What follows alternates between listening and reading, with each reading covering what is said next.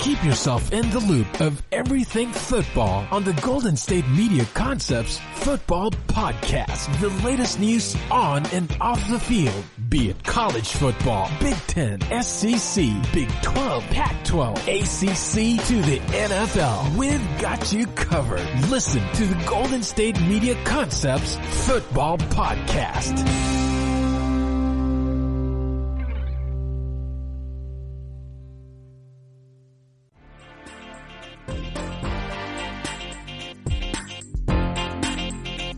Into the GSMC Football Podcast right here on the GSMC Podcast Network.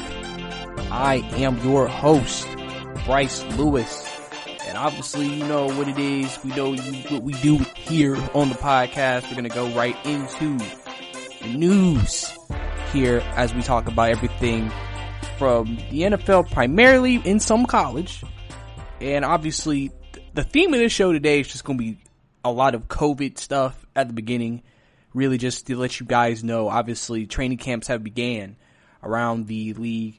They began actually officially, I believe, on the 26th. So most teams, if not every team, is currently in camp right now, at least starting up. But also on top of that, a lot of changes, a lot of things are going to be done. A lot of teams and a lot of rosters are going to look different. And honestly, with everything that's still going on with the COVID-19 virus, I mean, there's going to even be questions, you know, is there even going to be a season this year? And if there is a season, how is it, we may be on more of a how long will it last than okay, we'll probably complete the season. We just got to hope there's not a lot of damage done. So, to me, it's a very interesting time. A very interesting time, and it's going to be a trying time for the NFL and also college as well, because we're going to talk about the impact on college football as well during the show. And obviously then we're going to have the general NFL news that's around the association, around the league as well. And, you know, we're just going to go from there. So, like I said, we're going to jump right into it. And we're basically going to get into the whole opting out of players. If you have been listening, if you've had your eye on the NFL news beat, a lot of players are starting to opt out. You're seeing more and more players say, I'm good. I'll stay at home for whatever personal reasons they have. Obviously, I said with my show with Ethan that one of the biggest things that's happening is, you know, we've seen a lot of players right now at that time when we recorded that podcast with Ethan who were, you know, good players or just, you know, general players, but nobody, you know, too big. And then I feel like we had our first star player, Dont'a Hightower from the Patriots, who opted out of the season. And the Patriots have, I think, at least 6 or 7 players who have opted out of this season. So clearly, you know, the Patriots have already lost a few starters for the season based off the fact they don't want to play with the COVID-19 risk. So clearly, this is going to be an issue that lingers. This is going to be an issue that stays around, and there's going to be questions. There's going to be things that need to be figured out by the league and by the teams, because what you have right now is a situation where everybody feels like, is it for a player? The question is it worth it? Based off of your family situation, your personal situation, who you interact with, all of it. Is it worth trying to still play this season? Marquise Goodwin has opted out of the season. Like I said, Dont'a Hightower, Patrick Chung, Damien Williams, the leading rusher on the Kansas City team last year, has opted out of this season.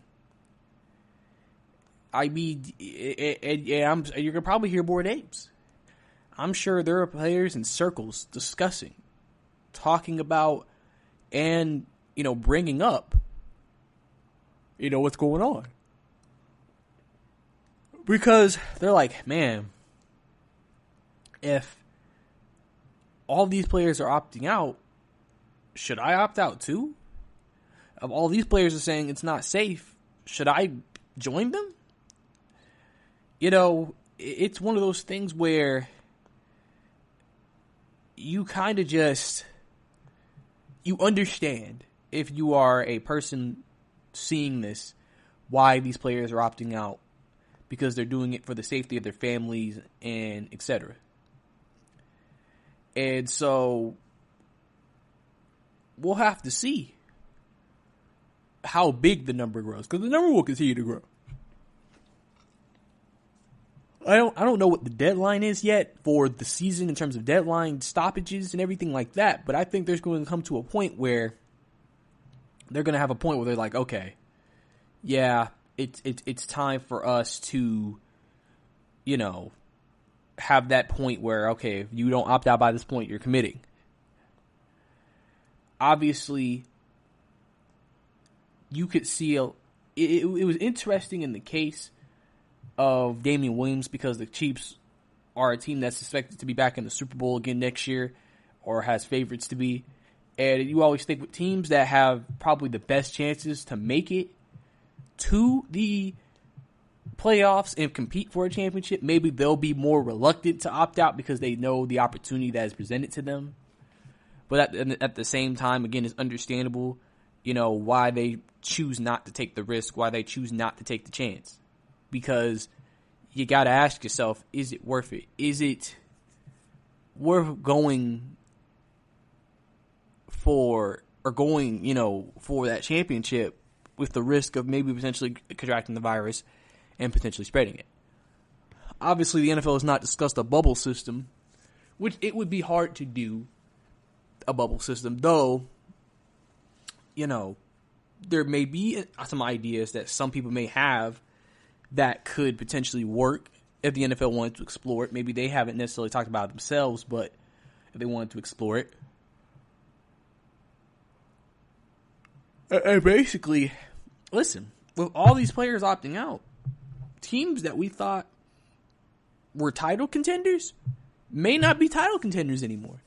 Teams that we thought would have been good may not be good anymore. You know, it's one of those things where it's like, it was the same thing I said when it came to my basketball show about the NBA and their bubble. If a lot of players opt out that are quality players, it could change the championship setting and the championship, you know, picture. In the NFL, it's the same way. If you lose a left tackle, a safety, a corner, a wide receiver, a running back, a tight end, and a defensive lineman, you know, that could change some things up. That could make things different. Now, the one thing about these opt-outs that you can maybe look at as a positive is that now it's creating more opportunity for other players to potentially step up and get that playing time they would have never gotten if that player had not opted out. So now you'll have teams have players, okay, we're going to play now. Or you'll have a team maybe pick up a guy. Like, listen, there's still some good free agents out there who may get picked up now because of the COVID-19 pandemic. You got to think about it. Usually training camp time comes around, you still have those veterans out there who are looking to get signed and usually wait for training camp injuries, or, you know, teams look at the positions they have and say, okay, do we like it, or do we need to upgrade it, or do we need to bring someone in? Well, now it's with COVID in there too. It's like now you may have to replace a guy. You may have to be like, okay, we may have to go get that guy. This could be great for Jadeveon Clowney potentially, because if a team loses a very good defensive end, or, you know, quality defensive ends, they may say we have to go and then spend that money on Jadeveon Clowney because we need a defensive end.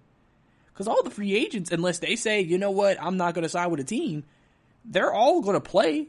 Because they're trying to get a job. They're trying to get under a contract. You know, Logan Ryan, you know, potentially. I wouldn't be surprised with Patrick Chung opting out if he makes another return to New England. Because they need that safety help, and he can play that position. You know, it's one of those things where it's going to be an overarching issue that will continue to be around. It's not something that's going to go away quickly. is going to be there, and you just kind of got to go with it. You kind of just have to go with it, hope for the best, and again, see what happens, really, overall. I mean, and then if we're switching to the college football landscape, they had their first player opt out. A projected first-round pick from Virginia Tech, Fairley, will train for the draft instead of playing this season. And honestly, you can see a lot more of that in college because, but the thing about college, though, is that those kids, first, aren't getting paid, and second, if you're in position to potentially be a high draft pick, I could see a lot of high draft picks saying, you know what, I'm not going to risk me getting COVID and ruin my draft stock or something like that. So I'm just not going to play. Because listen, I'm a projected first round pick. If I don't play, it's not going to necessarily make me a 6th round pick now because I didn't play. More than likely, I will still be a 1st round, if not a 2nd round pick, because there's no way a team can look at me and say, "Oh, he might have gotten worse." Plus, obviously, I'm sure the player Caleb is going to be, doing things to help his stock. Whatever weaknesses they say he has, he'll probably try to work on. While even though he won't have any more recent playing tape to show it on the field and active playing, he still can, help himself. And so you may see a lot more players from the college game who are in that first to 4 in terms of rounds say, you know what? I already got me a draft stock selection. I don't need to play this season. I don't need to risk it, this season playing college football.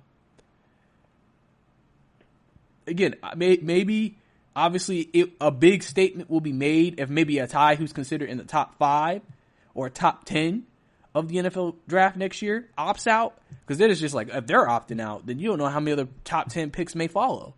But for the most part, college has, like I said, it's its own issue within itself. And obviously, they're not going to report on every single player. Now, obviously, individually, team-wise, they will, but they're not going to report on every single player. The reason why this was reported was because, first, he's a projected first-round pick, so he's a pretty good player for a pretty decent-sized program in Virginia Tech. So any other big Power 5 star players that potentially opt out will be reported. And they will say, yeah, he's not playing this season. He doesn't want to take the chance. He doesn't want to take the risk. So clearly, it's going to stick around. It's going to be around, and it's something we have to deal with into the near future. It's something that just it's going to happen. And I think that's the biggest thing with these guys is with the players in general, because next segment we're going to get into the season in general. But with the players in general, players are just weighing the risk of what they could potentially lose or what could potentially become harmed in this situation. Like, think about it. Russell said it. Russell Wilson said it. He just had a kid with Sierra. He's taking a chance going back to work, potentially contracting the virus, and then coming home to Sierra and his newborn. That's why they were so adamant about protocols. What are you going to put in place to ensure if I come back, we're going to be put in the safest position possible to not get COVID-19 and be able to play? That was the big question. And they've released the protocol. They've released all the agreements and stuff.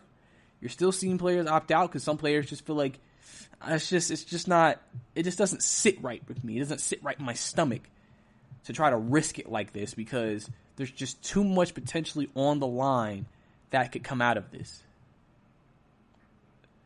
So it's definitely understandable why players are taking that route of not going ahead and playing in the season because there's just a lot on the line and there's too much, and that's something you could say this whole time with COVID. There's just too much uncertainty for some people to actually go through with this current season. But coming up next, like I mentioned a little bit earlier, we're going to now talk about can there really be an NFL and a college football season this year? And if there is, since the season looks like they're going to try to play, are these seasons on a potential time limit? Like they won't actually even finish their seasons. So stay tuned for that.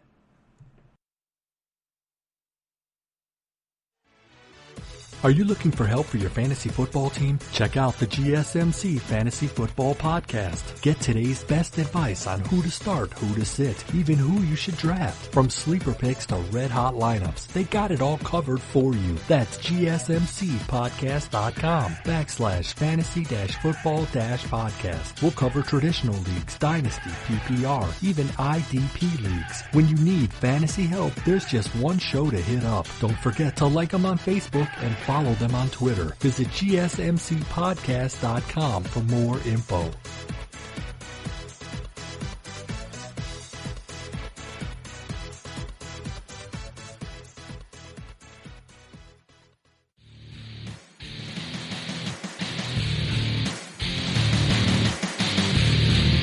Welcome back to the GSMC Football Podcast.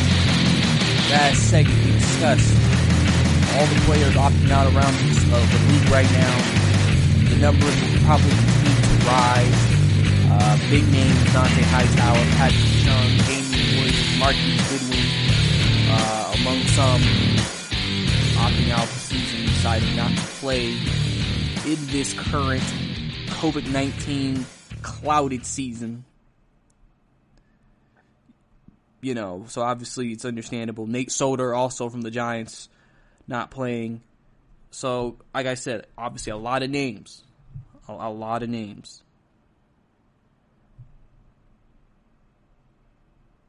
So, we'll have to keep an eye on, you know, I guess who else might potentially opt out. You know, if we continue to see some big names, man, it's going to create some waves. It's going to create some waves around the entire league. Just seeing more and more big name players potentially saying, you know what, I think I'm better off staying at home, keeping myself safe, and we'll have to play football another day. Maybe the next coming season. So we'll have to see. So now we're going to shift the discussion point from the players to the seasons and the leagues in general. Obviously, we're going to go into the NFL. And so, listen.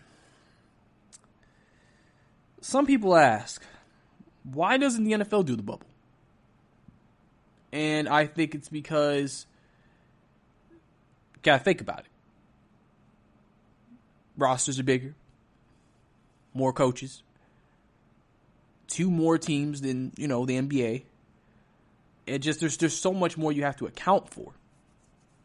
Plus potential, loss of revenue and et cetera, that they're already trying to, figure out, or they basically did figure out, but with the intention of having, still the regular NFL operations going on.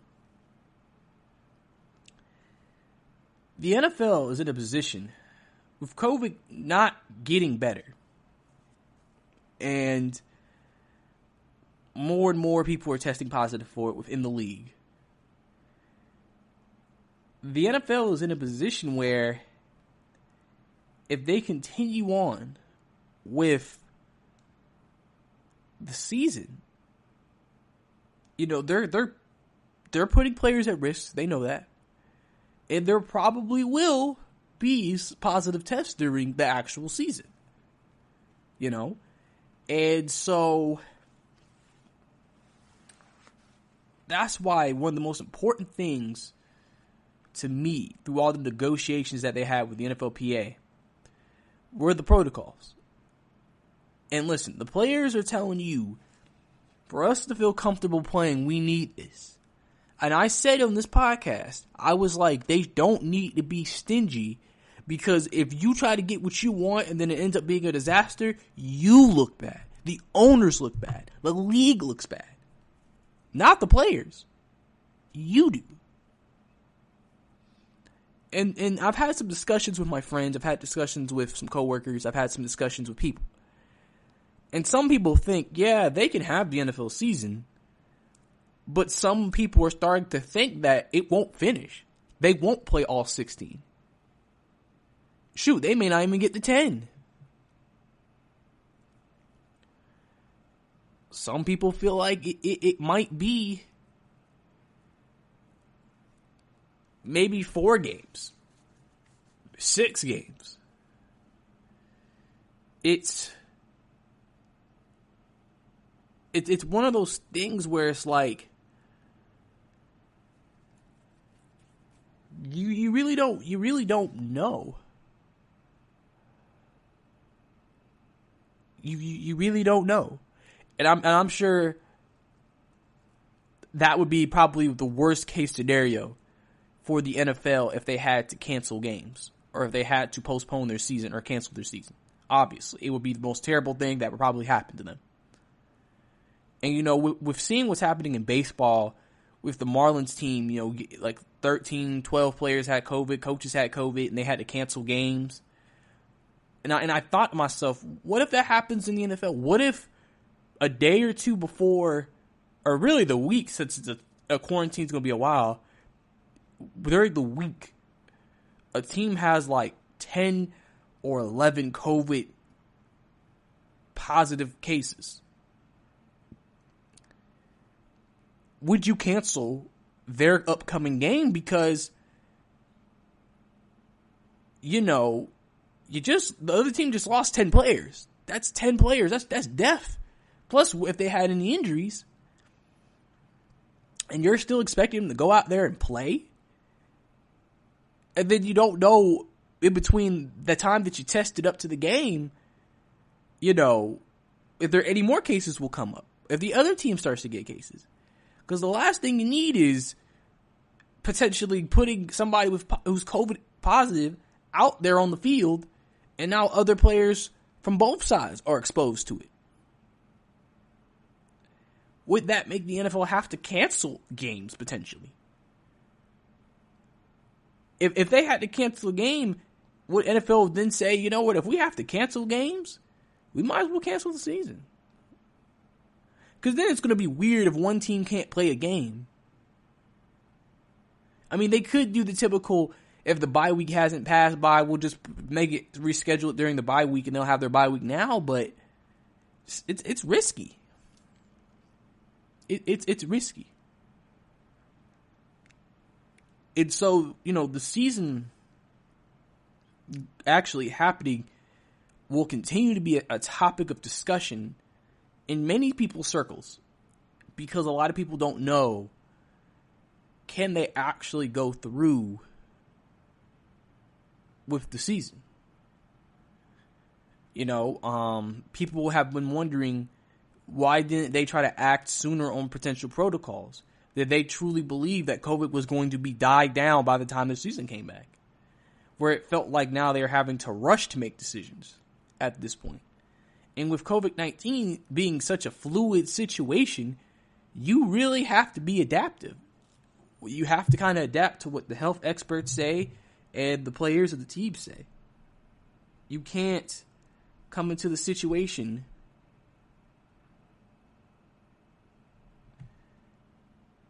you know, that's going to be a tight situation. And so, you know, if I'm the NFL, you got to tread very carefully about the cases that you get and the things that happen.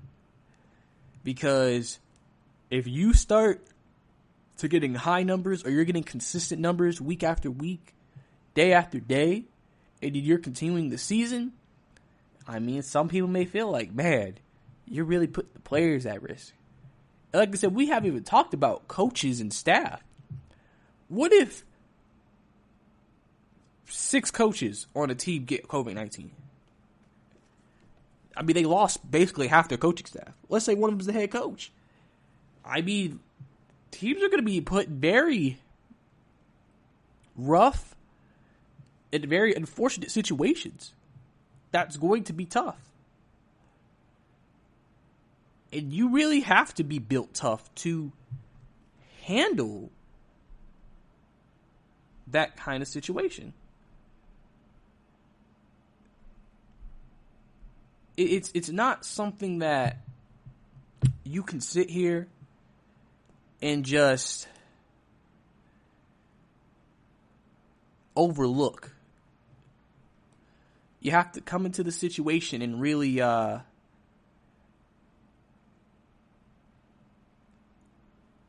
look at what's at risk, what's at stake, and is it worth it? I think that's the biggest thing. Is it worth it? Because if you don't think it's worth it, then you know what you got to do. If you do think it's worth it,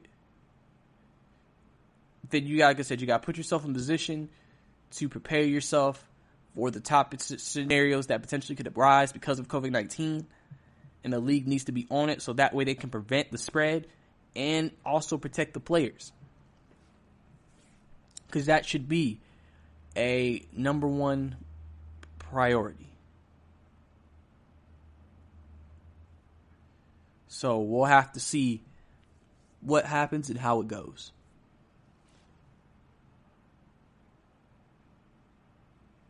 But now we're going to switch over to college football. And obviously, listen, the Pac-12, in terms of their season, has already said we're pushing it back. They're not even starting it at the regular time they usually would start it.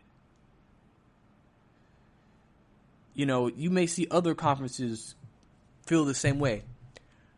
Literally, there is concern, and I mean legitimate concern, among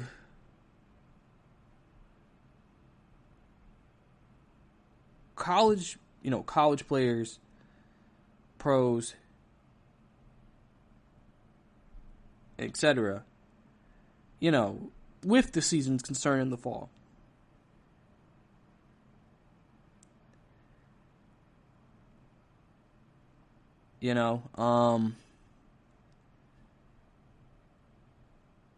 I think a lot of players will opt out.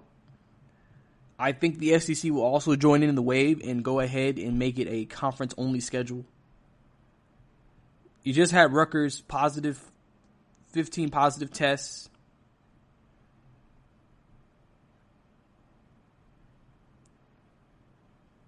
I mean, literally, you probably have teams in college putting in protocols to limit players' exposure.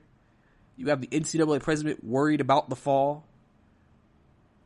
And so he's thinking about delaying the start and having short schedules, which probably would be ideal if they did attempt to try to have it. It's a very interesting situation. It really is. Because like I said, these kids, they're not getting paid millions to do this. They're just on their scholarship. And you're telling them they have to play and risk it. And somebody brought this up to me today.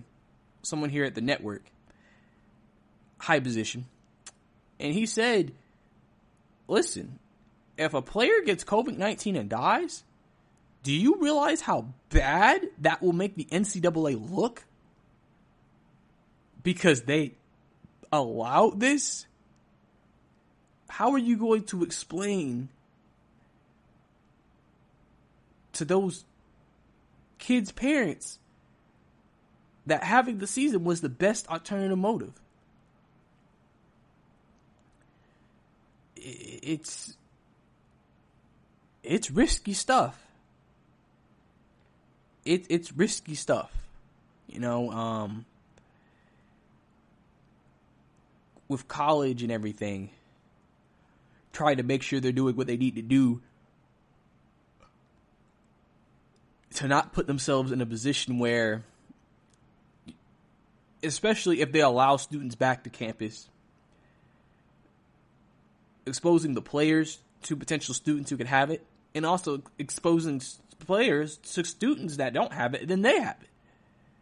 It's a mutual all the way around cause, not just for colleges in general.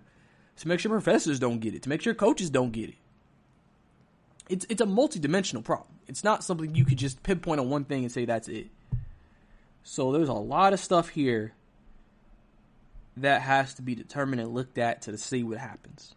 So we'll have to see. But coming up next, we're going to get into the Chargers saying that Tyrod Taylor will probably be the starting quarterback because Justin Herbert can't make up those physical reps, could that be a resounding theme for the other rookie quarterbacks? And also, another Charger, Joey Bosa, gets paid more right here on the podcast.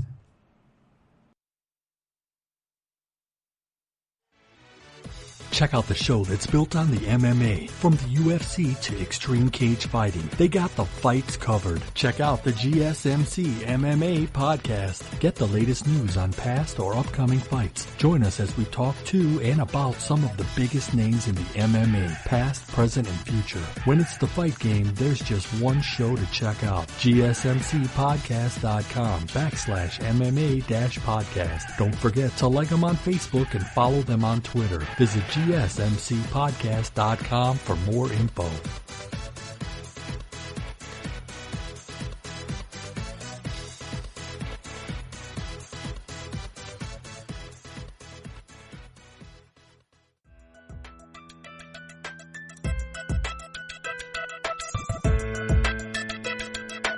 Welcome back to the GSMC Football Podcast right here in the GSMC Podcast Network. Last segment we discussed basically if college and NFL have a season, could they really even complete the season? Would they have to cancel? Would they have to cancel games potentially because a potential outbreak could come at any day of any week? Would they need to look more into changing the schedule? Obviously, college has been talking about delaying starts and shortening schedules. So they're actively talking about it. Looks like everybody's going to go to an only conference schedule, with the SEC leaning that way. So, and then on the NFL's things, they're still going to try to do the whole 16. They're still going to allow the traveling. They're still going to do the same things that they would do on a normal game day. So we have to see if it would work, if all that could work out for them. But now we're back to the NFL, and we're going to get some news. So, here's the thing. Here's the thing. So, obviously, we look at the San Diego well, not San Diego. Why did I call them San Diego? I'm surprised I still called them that after all this time. So, not the San Diego Chargers. Not the San Diego Chargers. The LA Chargers and Anthony Lynn has came out and said that Tyrod Taylor probably will be the day one starter over Justin Herbert. An article from Paul Kasabian. And he quotes, and I quote, he says, Los Angeles Chargers head coach Anthony Lynn told reporters Wednesday that veteran signal caller Tyrod Taylor will probably start over rookie Justin Herbert to begin the Bolts' regular season, which is scheduled to start Sunday, September 13th at the Cincinnati Bengals. Justin B. Hirschhorn of Sports Illustrated relayed the news as the Chargers and 31 other NFL teams report to NFL training camps at their respective team facilities. Taylor, a 30-year-old signal caller entering his 10th NFL season, has completed 61.6% of his passes for 54 touchdowns and just 20 interceptions for the Baltimore Ravens, Buffalo Bills, Cleveland Browns, and currently the Chargers. He was the Bills' full-time starter from 2015 to 2017 and led Buffalo to its first playoff appearance since 1999 and 2017 by guiding the team to a 9-7 record and a wild-card berth. The ex-Virginia Tech star can also get it done on the ground, rushing for over 1,800 yards and more than 16 scores during his career. The Bolts selected Justin Herbert, a former University of Oregon star, with the 6th overall pick in the 2020 NFL Draft. The 6'6" Herbert is coming off a season where he led the Ducks to a Pac-12 championship and a Rose Bowl wins after amassing 36 touchdowns and completing 66.8% of his passes for 8.1 yards per attempt. The COVID-19 pandemic has prevented rookies from appearing at team headquarters in person for workouts, which has been held virtually this offseason for all 32 teams. That could hinder Herbert and other rookies from getting immediate play time as more experienced veterans take the field instead. But Taylor is more than capable of leading the Bolts for the time being based off his previous body of work as a starter. Plus, LA has plenty of talent on offense to surround whoever plays quarterback, with wide receivers Keenan Allen and Mike Williams and running back Austin Eckler leading the way.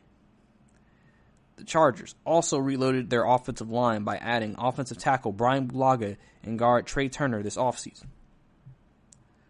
Ultimately, starting Taylor prevents the possibility of a matchup between two highly touted rookies and Herbert and number 1 overall draft pick Joe Burrow for the Bolts versus Bengals matchup week 1 tilt. But going with Taylor could prove to be more a prudent move as the Chargers in the league continue to transition back to headquarters for in-person workouts amid the pandemic. So, obviously, in a quote that Lynn said, he says, you can't make up physical reps. And that could be a reason why, like I said, a lot of teams this year go with the more experienced player to start the season because of COVID-19. COVID-19 could be the reason why rookie quarterbacks aren't starting week 1, not because they weren't the better player. Really, it could. I mean, listen, we still have the position battle in Miami with Ryan Fitzpatrick and Tua. You know, Ryan Fitzpatrick is definitely able to knows the playbook, knows the system. He's played in the offense. He knows the players. He has the head up over Tua right now. Tua has been recovering from his hip and has not seen Brian Flores in person the whole offseason. So, he's starting behind the 8 ball. Just as Herbert. He's starting behind the 8 ball. The only player that you know is going to start week 1 regardless is Joe Burrow. Because they've slotted him, they drafted him to start week 1, even regardless of COVID-19 and everything that's happened. So, you know, it's going to be a interesting, I believe, situation with the rookie quarterbacks because it'll be interesting to see how many start week 1 to me. I'm sure they're all going to play. But it'll be interesting to see what all happens that comes out of it. You know, we'll have to see if anything really happens, if any changes are made, and how it all formulates at the end of the day, to me. Because, listen, Tyrod Taylor is more than capable, like the article said, of carrying the Chargers. I think he honestly doesn't get enough respect for what he's done in his career. He's a solid guy. He's a solid player. He legitimately, to me, he is the perfect stopgap quarterback. Because he's a guy who's good enough where he won't, usually it's not, if Tyrod gets replaced, it's not because he played terribly, like he just threw 5 picks in a game. It's more just, he's never been a guy who's going to light you up. So it's just, if you want the offense to be taken up an extra step or an extra notch, that's when you go and replace Tyrod. But not because, oh, he's played terrible and he needs to get out of there. And so I definitely have tons of confidence in Tyrod Taylor's ability if he has to start week 1 instead of Justin Herbert.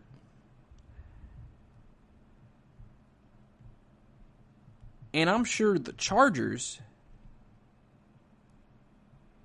also feel the exact same way. They're very confident in what he can do. Anthony Lynn has had him here for a year. He knows the offense. He knows the players. They just said in the article they have plenty of weapons. It's not like Phillip Rivers was that great last year. So it's not like If he could play better at more consistent level than Phillip Rivers, you could technically make an argument that it's an upgrade. So they're in good position as far as I'm concerned with their quarterback spot, and I don't think anybody needs to be worried if Justin Herbert doesn't hit the field week 1 for the LA Chargers. And getting to these last couple of stories before we get out of here for this segment.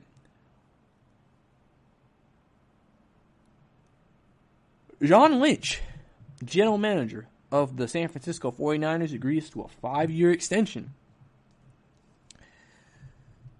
The San Francisco 49ers and general manager John Lynch agreed to a 5-year deal according to ESPN's Adam Schefter.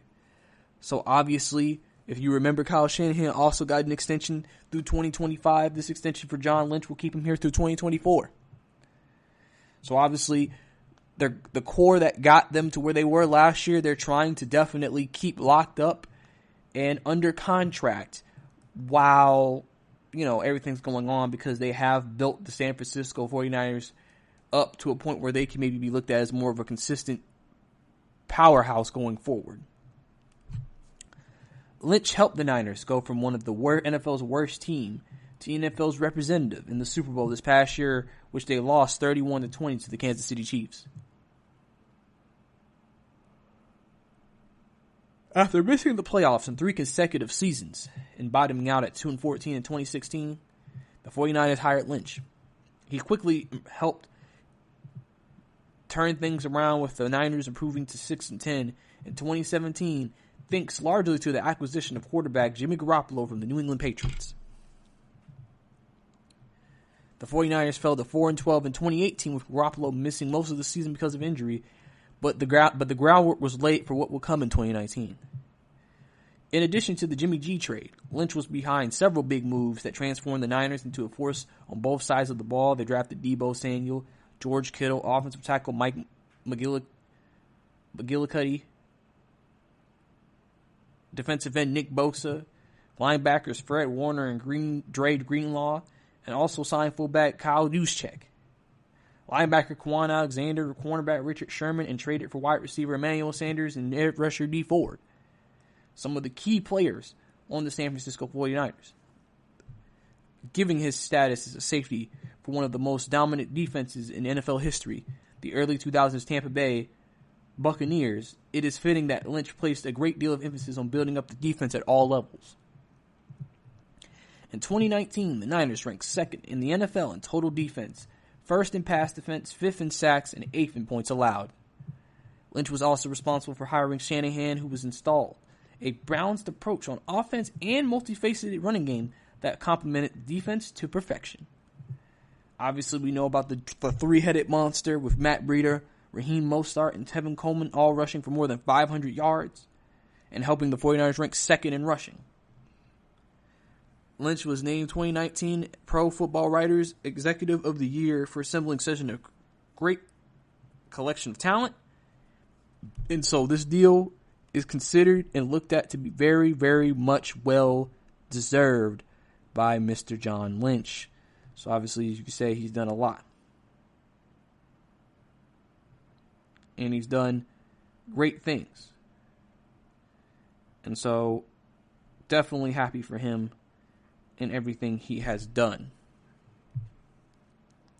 And last thing we're going to get into before we get out of this segment, Joey Bosa is the new and latest defender who gets paid over $100 million as he signs a big deal with the Bolts. Getting paid. And listen, he deserved to get paid his money. When he was drafted by the Chargers, he instantly was a star when he came out. Instantly was dominating defenses.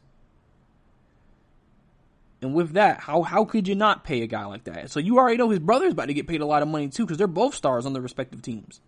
Joey Bosa got 5 years, $135 million with 102 guaranteed. So don't be surprised if his brother Nick gets just as much, if not more, this next season when the 49ers have to pay him. So congratulations to him.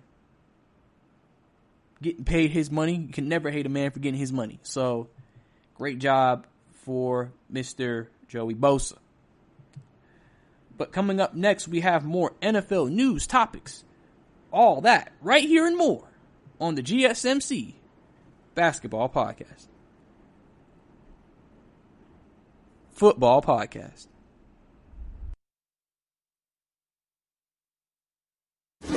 Check out the show built around the women of MMA. From the UFC to the extreme cage fighting, we got the fights covered. Listen. It's the Golden State Media Concepts Women's MMA Podcast. The latest news of upcoming fights, discussions of previous matches. Join us as we talk to and about the biggest names in women's mixed martial arts. Past, present, and future. When it's the women's fight game, you know where to listen to. The Golden State Media Concepts Women's MMA Podcast.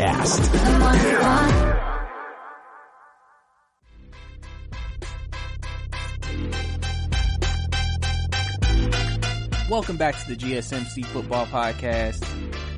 Last segment we discussed John Lynch getting a new extension from the 49ers, obviously being part of the reason with Kyle Shanahan for putting together such a great team, putting together a team that has single-handedly went from one of the NFC's worst teams to now representing the NFL in the Super Bowl last year and almost winning it. So that was a very well-deserved extension. Also, Tyrod Taylor looks like he will probably be the starting quarterback week 1 for the LA Chargers based off the fact that Justin Herbert just doesn't have enough reps that he can't make up for probably during training camp. And we also talk about his teammate on the defensive side of the ball, Joey Bosa, getting paid over $100 million, $135, $102 guaranteed. Obviously, another defender who gets added to the $100 million list. As you can see, defensive ends are out here getting paid literal quarterback money. Obviously, you pay the quarterback, but then you're paying the guy who gets to the quarterback just as much. It should show you how important on both sides of the ball those positions are based off the money we have seen that both sides have actually gotten when it comes to contract negotiations in general. But now we're going to get into the top 100 players of 2020 list, the top 10. We're going to go and talk about the top 10 players that were voted on by the players themselves, and I'll give my thoughts on each player on this list. So, and if obviously, I'll tell you if I agree, disagree, whatever. You can obviously have your opinion. Obviously, you could obviously hit us up on social media to give your opinion on what you think of the list. Because this is a very controversial list. We talked about it with Ethan on Monday. Keenan Allen came out and talked about it. This list is not going to always make players happy. But I always say one thing I think sometimes people forget about is that they're not saying that they think that this player is the best player in general. They're just saying based off last season, he was the best player. There's a difference from the two. Tom Brady doesn't always have the best year, but we know he is, or a lot of people think he is the best quarterback. It literally goes like that. And I think some people forget that sometimes when discussing a top 10 list. So number 10 on this list is Tennessee Titans running back Derrick Henry. Obviously, listen, we know the last 6 games of the season last year, he rushed for almost 900 yards and 10 touchdowns and led the league with over 1,500 yards and 16 scores despite missing a game. I mean, listen. He's not the highest rated running back on this list, but you could, in some arguments, say he should be. He did have a great end of the season, and I think also you got to think about it. He did carry, a lot of people say he did carry the Titans to 2 wins in the playoffs. And obviously, playing against him, I'm sure these players know, Derrick Henry is not easy to take down. Definitely, I understand him being up this high on the list just based off how the end of last season happened. Because it's almost like, well, how can you sit here and say he doesn't deserve to be number 10 on the list based off what he did last year and where he took the Tennessee Titans at the end of the day, getting them to that proverbial AFC Championship game and having a chance against the Kansas City Chiefs, the eventual Super Bowl champions. So Derrick Henry is number 10 on the list. Number 9. New England Patriots cornerback Stephon Gilmore. He is the highest rated corner on this list. Obviously, again, it's understandable. And, you know, I mean, a lot of people at this rate may say that he is the best corner in the game in general, because he has been shutting people down, especially on New England. He has been one of the top corners, and this season was no different. He was a constant for the New England defense and why they had such a great start to the season defensively to begin with, because how he was shutting down every team's best receiver and basically able to limit big plays on his side of the ball, at least, or in his individual matchup. The only player that you can legitimately say he struggled against this year was Devontae Parker. Devontae Parker was able to have his number in 2 games, but outside of that, you can't just say that and say, but if he was able to shut down the 14 other receivers, I mean, you can't be mad because of the 2 games. He shut down 14 other receivers. You got to give this man his credit. You got to give this man his due. And so this is definitely understandable as the highest rated corner why he would be this high on the list. Yeah, you can maybe make an argument that he could have been outside the top 10. Definitely top 15. I don't think he should be lower than 15. But I see the players see what he has done and see how he has played. And they clearly look at him and say, listen, he's the best corner in the game. That is worthy of a top 10 spot. And that's the end of that story. So, Stephon Gilmore from the New England Patriots is number 9 on this list. Number 8 on this list. Newly acquired wide receiver for the Arizona Cardinals, Deandre Hopkins. Number 8, DeAndre Hopkins. I mean, it explains itself. DeAndre has been one of the best receivers in the league. You know, he's always making big plays for Deshaun Watson. Obviously, he went from Deshaun to Kyler Murray. Kyler Murray had a good first year run, rookie of the year. Looks like he'll be a starting quarterback, maybe a star quarterback in the game. So I definitely expect, especially in this Cliff Kingsbury offense, I definitely expect for him to still be able to light it up on the offensive end and put up big numbers. So I definitely would not be surprised if he ends up in the top 10 again next year with his new team. Because I definitely think he'll get a lot of targets. He'll make a lot of big plays for Kyler Murray. And it could only maybe even move up this list potentially. So number 8, like I said, Arizona Cardinals receiver DeAndre Hopkins. Number 7, a tight end, George Kittle, universally known by a lot of people if you debate between Travis Kelce and him.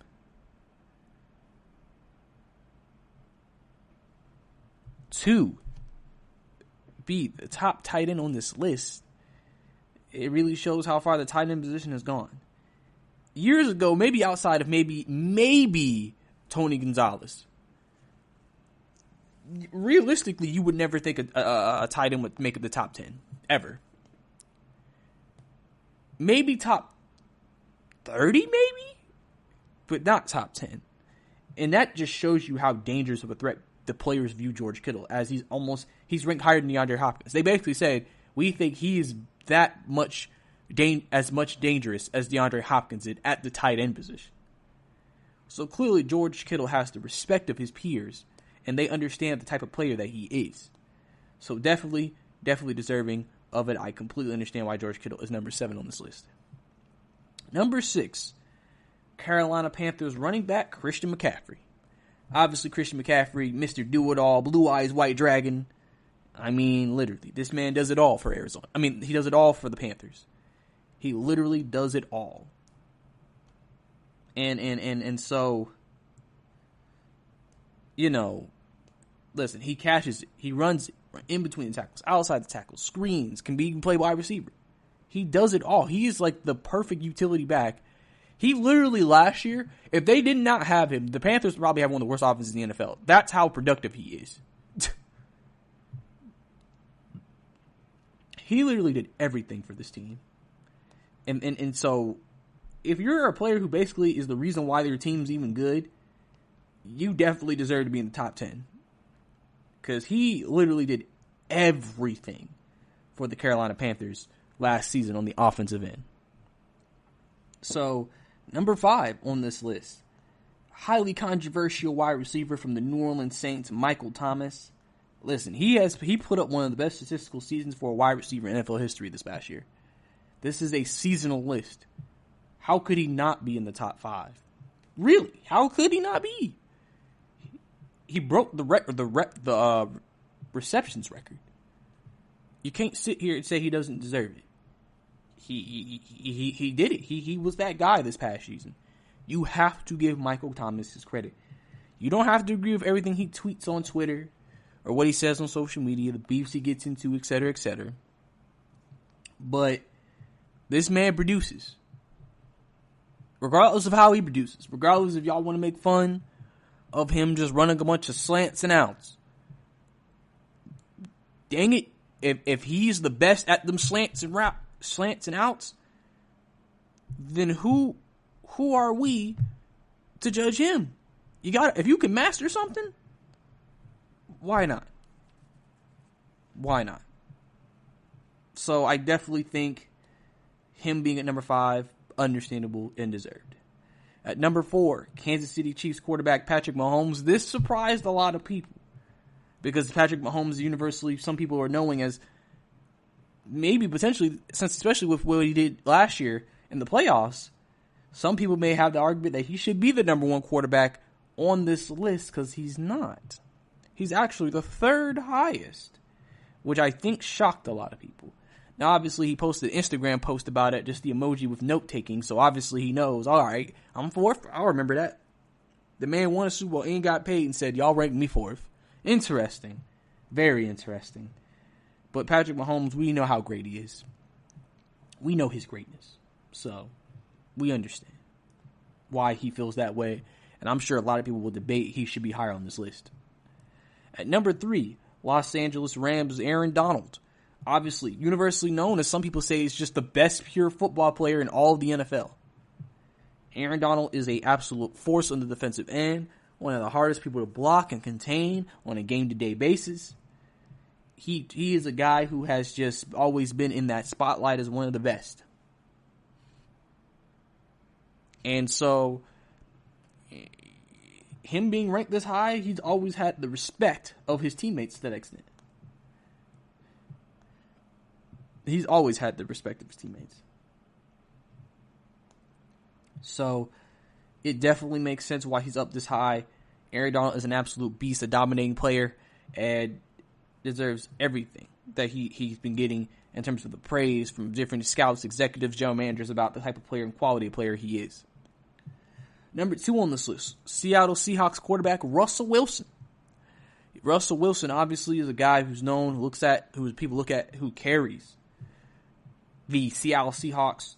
You know, Russell, honestly, some people even make the argument he's the best quarterback in the league because of just what does he do wrong? What is Russell Wilson's flaw? You know, outside of the fact that he's not the typical 6-foot+ quarterback, there's really no flaw to his game. Accurate, has an arm, mobile, makes good decisions, always does everything he can to put Seattle in the best position to win game after game. One of the smartest quarterbacks, handles the media excellent. This man, listen, you may not agree with him being higher than Patrick Mahomes, but you cannot take away that he is probably in the argument for top quarterback in all of the NFL, for sure.